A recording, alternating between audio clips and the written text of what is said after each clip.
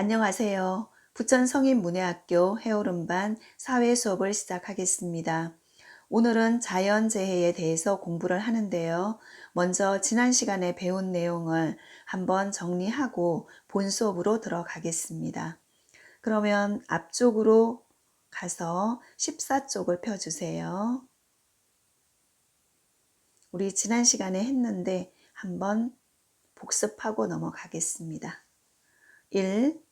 우리나라는 대륙과 해양의 영향을 모두 받아 기후변화가 나타난다. 대륙은 육지를 말하죠. 해양은 바다. 그러면 우리나라의 기후는 대륙의 영향을 받는 게 있어요. 우리나라 겨울이죠, 겨울. 겨울에 시베리아 쪽에서 바람이 불어오죠. 시베리아 기단이에요. 시베리아 기단의 영향을 받는다. 그 다음에 겨울 지나면 봄이 오죠. 봄에는 중국 쪽의 양쯔강, 중국에 있는 강 이름입니다. 양쯔강 기단의 영향을 받아서 봄의 기후를 나타내죠. 그래서 겨울과 봄에는 대륙의 영향을 받는 거죠. 그 다음에 이제 바다의 영향을 받는 것은 여름이에요. 여름. 북태평양 기단이죠. 태평양이 우리나라에 접해 있는 큰 바다예요. 북태평양 기단. 이거는 우리나라의 남쪽에서 불어오는 바람이죠. 여름. 그 다음에 여름 지나면 가을. 가을에는 일본 쪽에서 불어오죠. 일본의 오호츠크에.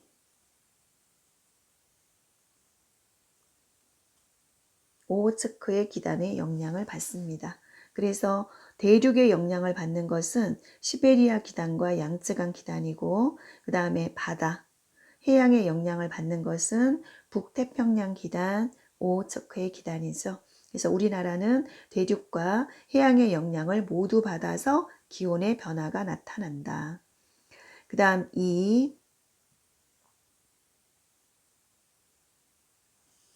최근에는 지구온난화로 이상기후가 나타나기도 한다. 지구온난화는 지구 전체의 기온이 평균 기온이 올라가는 현상이에요. 우리 여러 가지 공해나 뭐 이런 것들로 인해서 지금 지구의 기온이 올라가고 있어서 이상기후가 나타나고 있죠. 그야말로 기후가 이상해진 거예요. 예를 들어서 우리나라도 겨울에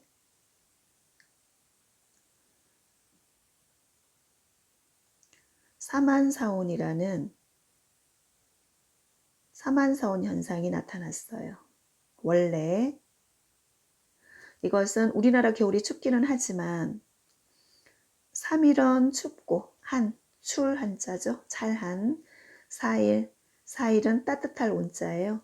3일은 춥고 그래도 4일은 따뜻하고 이런 사만사온 현상이 일어났었는데 요즘에는 이상기후로 인해서 이런 현상을 찾아보기가 어렵습니다. 그래서 전체적으로 기후에 이상이 나타난 거죠. 빨리 해결해야 되겠죠. 이것은 우리 모두의 노력이 필요합니다. 3. 겨울에는 시베리아 기단에서 겨울에 우리나라 날씨 어떤가요? 춥고 건조하죠. 그래서 겨울에는 시베리아 기단에서 춥고 건조한 바람이 불어오고 그 다음 봄에는 양쯔강 기단의 영향으로 따뜻하고 건조한 바람이 불어와요. 이것은 대륙의 영향을 받는 거죠. 시베리아 기단, 양쯔강 기단은 대륙, 육지의 영향을 받는 거였고 그 다음에 4. 그 다음 여름에는 북태평양 기단이죠. 적도 부근의 북태평양 기단의 영향으로 우리나라 여름 어떤가요? 덥고 습한 바람이죠. 습하다는 것은 습도가 높아서 우리 여름에 끈적거린다 이렇게 표현하죠. 습도가 높아서 그래요. 그래서 덥고 습한 바람이 불어온다. 그 다음 가을은 일본 쪽의 오호츠크의 기단의 영향으로 우리나라 가을은 어떤가요? 서늘하고 건조하죠. 선선하죠. 날씨가. 그래서 이렇게 해서 대륙과 해양의 영향을 받아서 우리나라의 기후가 형성이 됩니다. 그 다음 5. 우리나라는 채소가 나지 않는 추운 겨울에도 채소를 먹기 위해 김장 문화가 발달했다. 요즘은 비닐하우스가 있지만 우리나라 예전에는 겨울에 농사를 지을 수가 없었어요. 그런 과학이 발달하지 않았기 때문에 그래서 겨울에는 전혀 농사를 지을 수가 없어서 채소를 먹을 수가 없겠죠. 키울 수가 없으니까.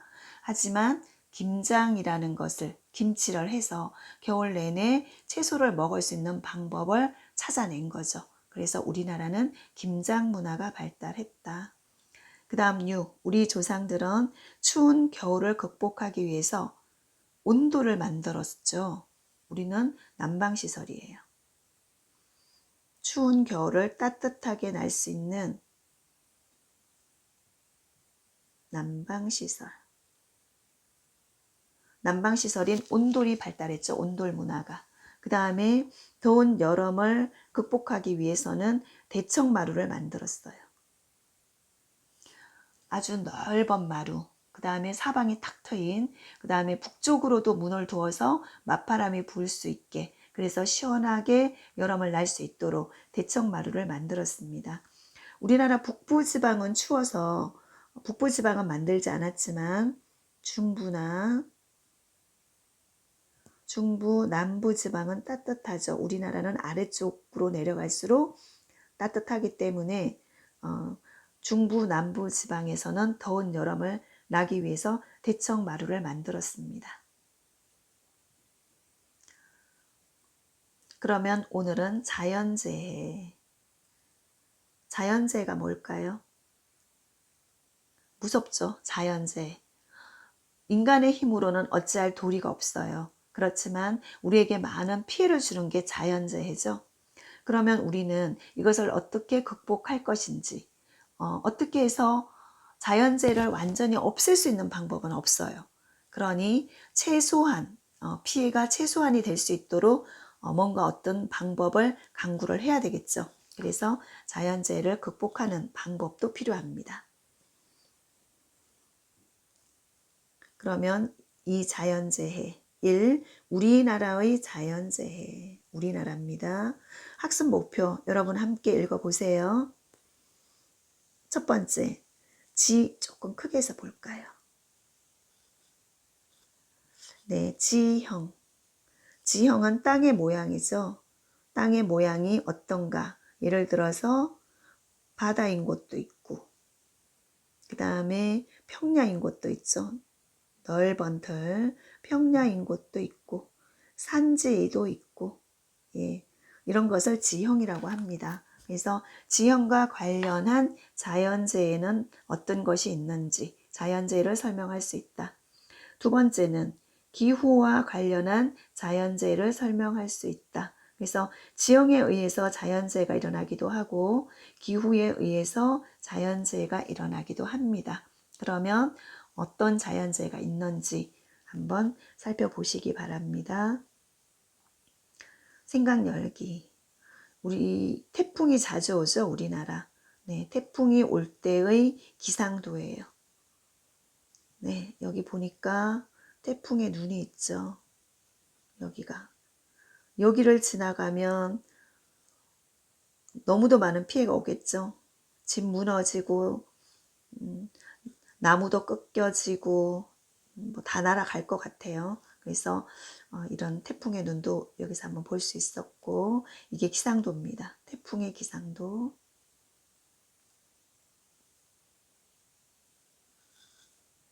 네, 그 다음 적도 부근에서 우리 지구를 제가 어디다가 한번 그려볼까요? 네, 여기다 한번. 네, 지구가 이렇게 있다면 한가운데는 적도라고 했어요. 여기는 1년 내내 더운 지역이죠. 이런 기후를 열대기후라고 합니다. 그 다음에 우리나라는 지구의 위쪽에 북반구죠. 북반구의 중간 정도에 위치해 있습니다. 우리나라는. 그리고 북극은 어떤가요? 여기 춥죠. 북극은 추워요.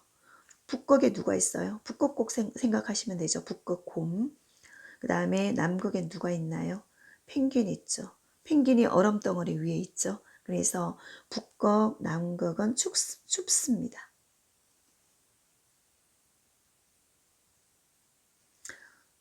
여기 적도는 1년 내내 덥고요. 그럼 우리나라는 여기 있으니까 우리나라 남쪽은 적도가 가까우니 덥겠죠. 북쪽은 북극이 가까우니 춥겠죠. 그래서 우리나라는 항상 남쪽이 덥고 북쪽이 더 춥습니다. 그러면 그거를 염두에 두고 그러면 적도 부근에서 발생하는 태풍은 이쪽에서 태풍이 불어온다는 얘기죠. 이쪽에서 태풍. 매년 늦은 여름에서 가을에 걸쳐 우리나라에 많은 피해를 준다. 태풍은 왜 생길까요? 왜? 뒤에서 한번 살펴보도록 하겠습니다.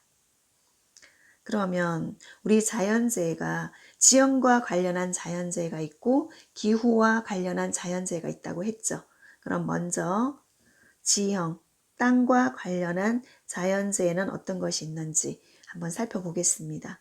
그러면 지형과 관련한 자연재해는 지진, 해일, 화산활동 등이 있다. 첫 번째 지진, 두 번째 해일, 세 번째 화산활동이다. 그래서 첫 번째 지진이 나왔어요. 첫 번째 지진, 우리가 사는 땅을 떠받치고 있는 판이 이동하면서 우리가 사는 땅을 떠받치고 있는 판이 이동하면서 생기는 진동이다. 진동은 뜰림이죠. 땅이 흔들리고 뜰리는 것을 지진이라고 하죠. 우리나라는 비교적 지진 피해가 적었으나 최근에는 어때요? 발생 횟수가 빈번해지고 있다. 우리 몇 년 전에 경주, 그 다음에 조금 더 있다가 포항에 지진 피해가 커가지고 아파트가 기울어져서 사람들이 들어가지 못하고 체육관에서 집인데 자기 집을 못 들어가는 거예요. 무너질까봐. 그래서 그런 뉴스를 본 것이 한 2, 3년 전이에요. 그 다음에 바다 밑의 지진이나 화산 활동으로 만들어진 높은 파도가 갑자기 해안을 덮치는 지진 해일이 있죠. 지진 해일. 조금 올려서 보겠습니다. 첫 번째는 지진이었고 두 번째는 지진 해일이에요. 이게 두 번째죠. 바다 밑의 지진이나 화산 활동으로 만들어진 높은 파도가 해안을 덮치는 현상, 바닷물이 해안가를 덮치는 거죠. 그럼 그 주변에 있는 집들, 사람들 생명의 위협이 있을 수도 있고 우리 한참 전에 동남아에 이런 해일이 와가지고 신혼여행 간 사람들, 여름에 휴가 간 사람들 굉장히 많은 피해를 입은 적이 있어요. 무섭죠. 지진 해일. 이거 쓰나미라고도 합니다. 지진 해일을 쓰나미라고 해요.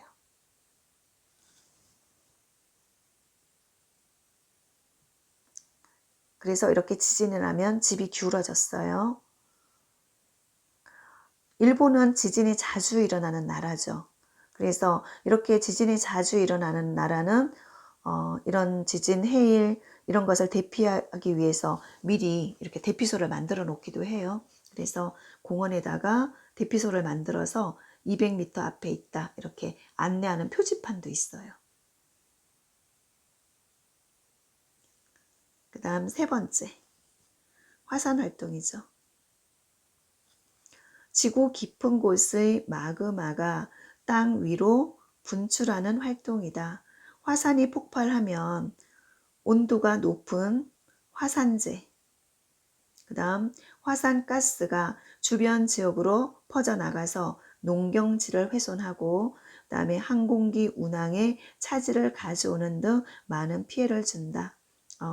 화산 활동은 원래 땅이 이렇게 있다면 땅 내부에 높은 열과 압력이 어느 순간에 터지는 거예요. 이게 펑 터지는 거죠. 그러면 이렇게 다 분출되겠죠? 이 속에 뭐가 들어있어요? 마그마라는 것이 들어있어요. 마그마가 바깥으로 이렇게 분출이 되면 분출되면서 여기 굉장히 뜨겁기 때문에 높은 열이 있기 때문에 높은 열의 화산재에 화산가스가 이 주변을 자욱하게 뒤덮겠죠. 그러면 농경지도 훼손이 되고 뜨거운 화산재, 화산가스가 있으면 농작물이 다 죽을 거 아니에요. 그 다음에 그 위에 화산재가 쌓이기도 하고 그 다음에 뿌옇기 때문에 항공기 운항도 어렵겠죠. 이런 여러 가지 피해를 주기도 합니다. 그러면 지형과 관련된 자연재해를 살펴보았고 여기서는 기후와 관련한 자연재해를 살펴보겠습니다. 최근 기후 이상 현상으로 지구 곳곳에서 홍수, 가뭄 피해가 빈번하다. 그래서 홍수, 가뭄 이런 것이 기후와 관련된 자연재해겠죠. 우리나라는 여름철 짧은 시간에 한꺼번에 많은 비가 그야말로 퍼붓듯이 많은 비가 내리는 집중호우가 자주 발생한다. 집중호우는 이런 좁은 지역을 그야말로 짧은 시간에 양동이로 퍼붓듯이 비가 내리는 것. 그러면 엄청나게 많은 비가 와서 침수되고 난리가 나겠죠. 네, 이런 것을 말합니다. 이런 것을 집중호우라고 해요. 좁은 지역을 집중적으로 비가 내리는 이런 집중호우가 자주 발생한다. 집중호우는 홍수를 발생시켜 농경지, 가옥, 집이죠. 침수, 물에 잠기는 거예요. 농경지와 가옥을 침수시키는 등 피해가 크다. 그 다음 홍수와 달리 비가 또 너무 오지 않아서 물이 부족하죠. 물이 부족하여 발생하는 가뭄은 농작물의 성장에 큰 피해를 준다. 비가 와서 물이 있어야 농작물이 자라는데 비가 오지 않아서 농작물이 말라 죽는 거죠. 이게 가뭄이에요. 그럼 밑에 봤더니 홍수죠. 홍수. 길이 다 물바다가 됐어요. 차가 잠기고 그 다음에 반대로 오른쪽은 또 비가 너무 오지 않아서 땅이 다 갈라졌죠. 그럼 농작물은 다 죽겠죠. 네, 그 다음 태풍 보겠습니다. 홍수, 가뭄, 태풍. 이거는 기후에 의한 자연재해. 첫 번째 홍수, 두 번째 가뭄, 세 번째 태풍. 열대지방, 지구의 한가운데가 열대지방이라고 했죠. 적도. 열대지방의 바다 위에서 발생하여 적도 쪽에서 불어오는 게 태풍이죠. 강한 바람과 많은 비를 동반하면서 이동해서 우리나라에 영향을 끼친다.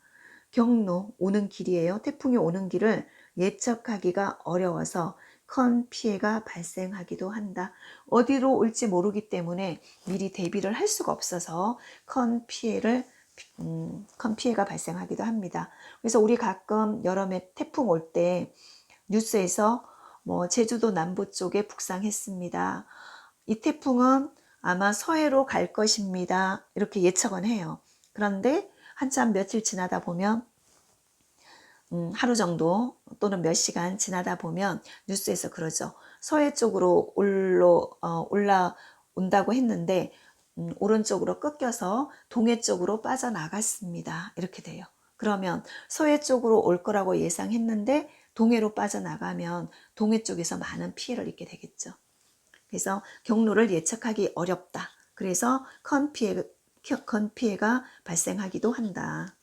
이 외에도 기후와 관련한 자연재해는 폭염, 더위죠. 너무 더운 거예요. 그래서 시골에서 노인들이 밭에서 일하다가 폭염으로 쓰러져서 돌아가시기도 해요. 그 다음에 폭설, 눈이 너무 많이 오죠. 그러면 비닐하우스가 무너지기도 하고, 그 다음에 시골 같은 경우는 지붕이 무너지기도 하고, 그 다음에 황사, 우리 봄에 중국 쪽에서 불어오는 바람, 황사, 이런 것은 다 기후와 관련된 자연재해가 되겠습니다. 그래서 여기서 한번 볼까요? 네, 지진, 해일, 화산 활동은 지형과 관련된 자연재해죠. 땅과 관련된, 그 다음에 홍수, 가뭄, 태풍은 기후와 관련된 자연재해예요. 기후. 생각 따지기. 네, 앞에서 배운 내용을 가지고 한번 풀어보겠습니다. 1. 다음 보기에서 지형과 관련한 자연재해를 모두 골라 써봅시다. 지형이죠. 지형과 관련된 게 있고 기후와 관련된 자연재해가 있다고 했어요. 그러면 지형, 땅과 관련된 거죠. 네, 지진, 땅이 흔들리는 것. 화산 활동, 땅속에서 높은 열과 압력에 의해서 마그마가 분출하는 현상이죠. 마그마 분출. 이때 화산재가 나오고, 그 다음에 화산가스도 나와서 주변의 농작물에 피해를 주고 항공기 운항도 어렵다고 했어요. 그 다음에 지진 해일이죠. 지진으로 인해서 바닷물이 해안가를 덮치는 현상, 쓰나미라고도 했고, 그러면 주변은 너무 위험하겠죠. 해안가는 바닷물이 밀려오기 때문에. 그래서 지형과 관련한 자연재해는 지진, 화산활동, 지진 해일, 이 세 가지가 지형과 관련이 있겠죠.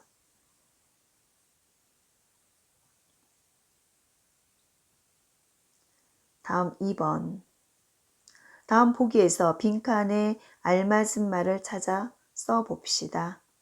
홍수, 황사, 가뭄, 지진 해일이 있는데요. 1.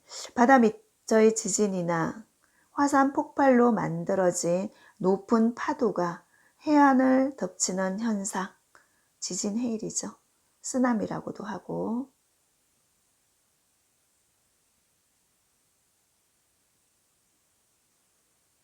네, 쓰나미.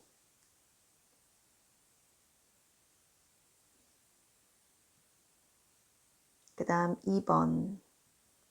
집중호우.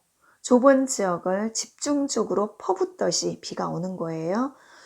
집중호우로 인해서 사람들의 생활터전이 잠기는 자연재해를 홍수라고 하죠. 물바다가 되겠죠, 홍수. 그 다음 3번.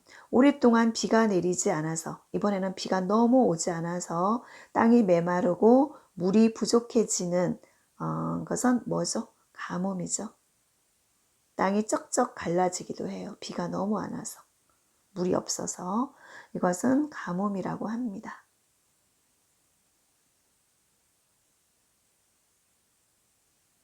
네, 이렇게 해서 오늘 우리나라의 자연재해에 대해서 한번 살펴보았습니다. 네, 오늘은 여기까지 공부하겠습니다. 감사합니다.